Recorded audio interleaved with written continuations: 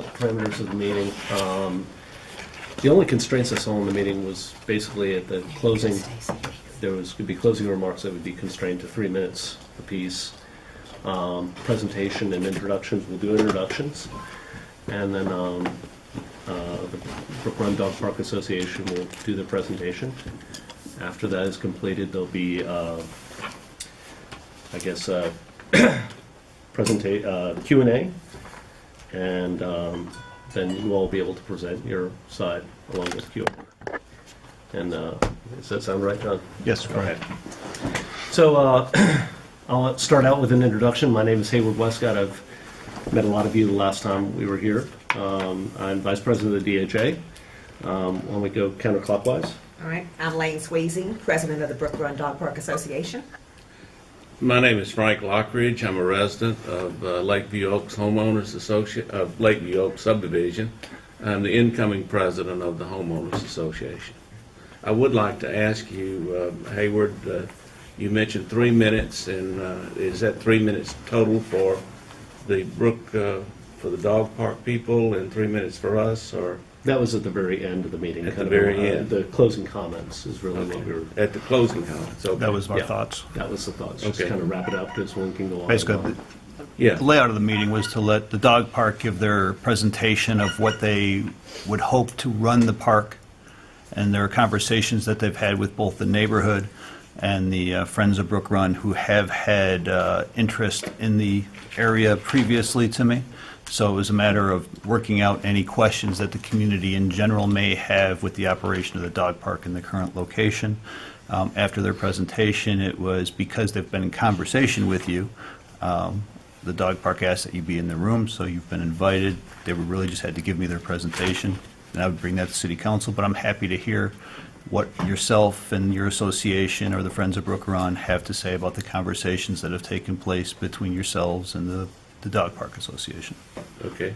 So, I'm Beverly Armento. I'm past president of Lakeview Oaks Homeowners Association. Been a resident of Dunwoody since 1989. And I'm Brenda Strickland. I'm the current president of the Lakeview Oaks Homeowners Association and been a resident of Dunwoody since 2001.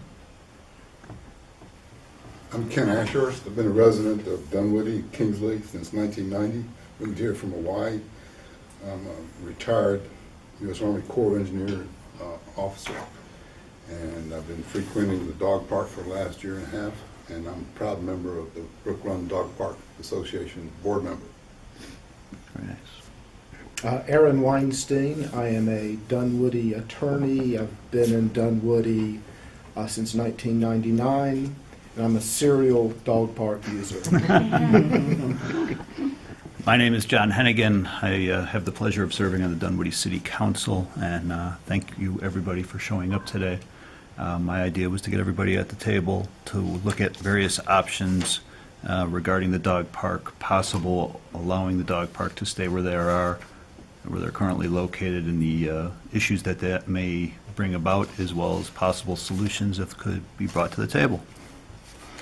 I'm Stacey Harris. I'm president of the Dunwoody Homeowners Association, and I don't think I've ever been 6 minutes early to a meeting and been the last one here. Congratulations.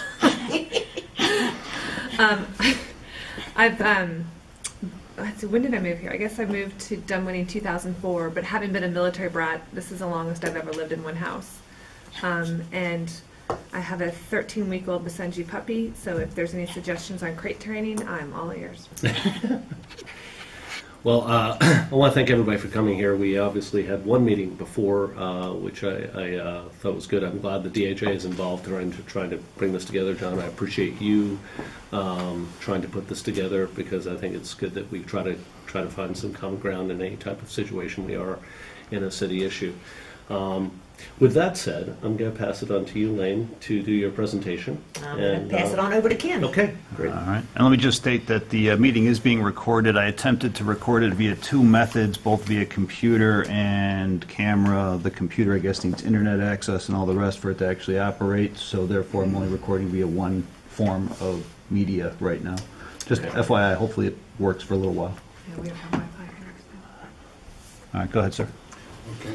Well, everybody has one of these. If you would go to the table of contents, And this is going to be kind of a discussion versus a formal presentation. If you would, if you feel compelled to ask something, I would say, let's go ahead. Because I want to thank Mr. Hennigan and everybody here for being so cooperative. Because we do have a city issue, we do have a citizen issue, and we do have a quality of life set of issues here.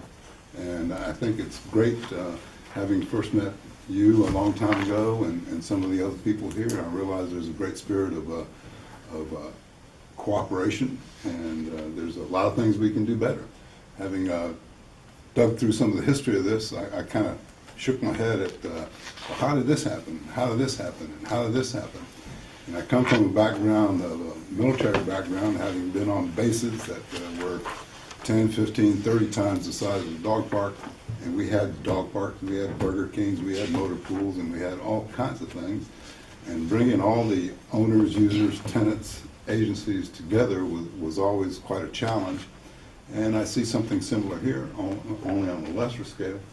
And I see it as kind of a simple solution. If all parties can kind of look at reality of things and set their minds to moving forward, I think we can get there.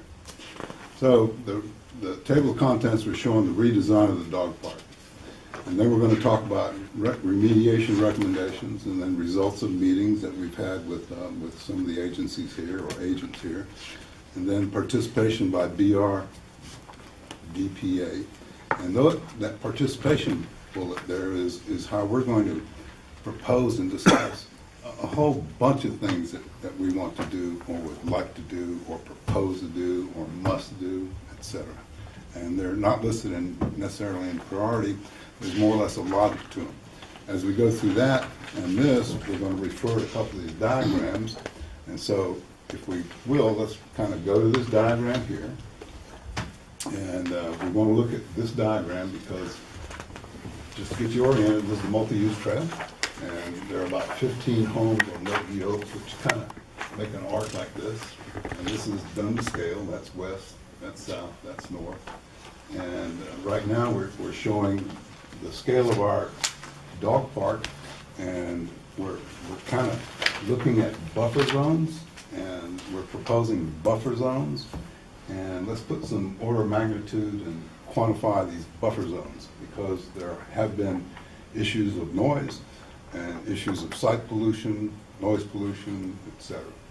And I would say when I first came here, used the dog park in April of 2012, the dog park kind of ended up right about there. And I took my dog, and I felt like I was in some backyards of some people. I could literally throw a rock into a few backyards, and they were visible. And I felt like I was violating privacy, and I brought my dog out, and I would say, hey, don't bark. And I just felt bad.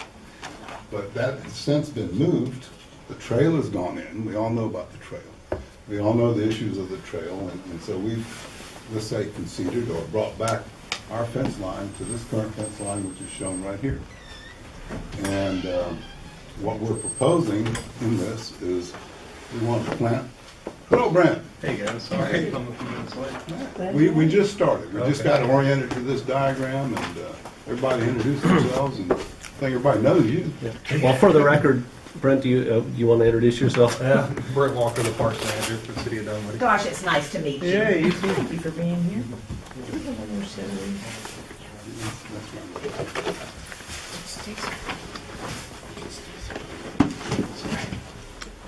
Brent, we just got through that table of contents in the handout, and I was using this diagram it's drawn to scale to show the existing trail, the existing fence line, and then some propositions. Here are the propositions. We can increase this buffer zone. We can plant Leyland cypress trees here or other holly trees which grow rapidly and fast, and they do a couple things. They're noise abatement, natural, and they're, let's call it eye pollution. And we're proposing to bring that fence line another, let's call it 80 feet from there to a new fence line, again with buffer materials. And that's what that slide number 3 is talking Excuse me, about. 80 feet from where to where? This distance from where it is now is 80 feet. From the you're The saying. westernmost boundary of the current dog park. So you're bringing it in 80 feet. We're proposing to bring it in 80 feet. And those Leland cypress, will there be enough sunlight? Did an arborist give you the recommendation that they would grow in that sunlight that's available? Yes, the landscape architect said that was one of the trees he suggested. Great, thank you. And along this embankment here, the city and others have planted other maple trees and other indigenous trees in there.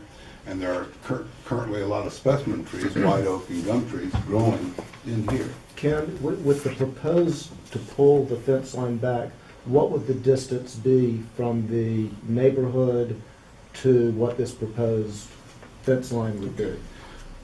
Proposed fence line, pull back to Lakeview Oaks fence lines, and there's 15 houses in here. I've got an aerial photograph of all of them. This is 300 plus feet. to So a the football back. field. 100 yards. Could I approach that drawing here? I guess we're open to open conversation, please, right? Yeah, please. We won't get anywhere with me just making a Yeah, right. presentation. This is a discussion. I hear you, right, exactly. It's currently 100 feet from here to the house, Right. to the fence line. 100 feet from the edge of the trail, okay? That is the distance. But you're saying that it is 300 feet from a new fence line to that fence. Yeah. That's what you're saying. And so when you say it's coming back 80 feet, Right. it's 80 feet from the closest point. It is 80 feet from the easternmost point back. Is that right? Or does No, that say 50 It's feet? 80 feet from the westernmost. From the point. westernmost Yes, point it's to this 50, line. And then this hypotenuse is 30. So Let's you're- call this 80 feet. A maximum of 80 feet to a minimum of 50 feet. Yeah. So there's an area up there, if you're familiar with it, there's a water point right in here, there's some benches right in here. We're saying we can roll this back and we can cut across. The terrain features and the cut of the fence line kind of facilitates that. We reuse this fence, so we got an increased buffer zone. We've enhanced the buffer zone with holly or Leyland. Visualize those big, thick holly trees, and there's several varieties. They knock down noise, they knock down sights. I've stood out here and pulled these measurements. I've stood out here and looked over here. I've stood here, here, here, here, here, and here. I can see 3 houses. I'm not quite 6 foot tall. I can see 3 houses. I think it's that one there, that one there, and that one there. Through the trees, wintertime. I can actually see 3 houses, second floor windows. I cannot see, as of Saturday, any yards in these houses right in here from this current location. Now we pull it back, double buffer, less sound, more distance. So that's what that is talking about. And another advantage to putting all the plantings in there, aside from, it will help with noise abatement, but it also will cut down the vision, so the dogs inside the park will not be able to see activity on the trail. Therefore, they'll be less inclined to be barking at activity Right, on the there'll be trail. fewer barking, and we haven't heard that many barking complaints. And that kind of goes, Lane, to the last bullet on this page 3 here. And then if you turn the page, you'll see something that we're kind of proposing as a third level of noise and sight mitigation, called the Ever Quiet Wall. Lane did some research, I did some, and these are in use in many communities nowadays. Not expressly for dog parks, they have multiple uses, but there's some data out there on this company's website that they flat knockout sound. They attenuate sound to a high degree. And then, therefore, they would attenuate sight. Now, that sight, if we do the trees, holly, and do some of this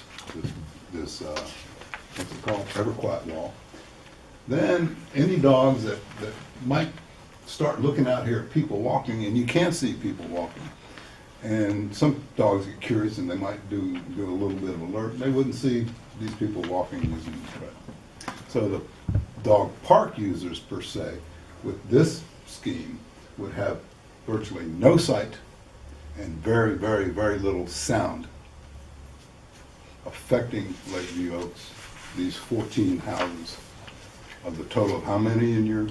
Could I just say something Complex. about the way you're looking at the houses? All of the houses in the community hear the sounds. I live on the far side, and I can hear I can hear dogs barking from my place.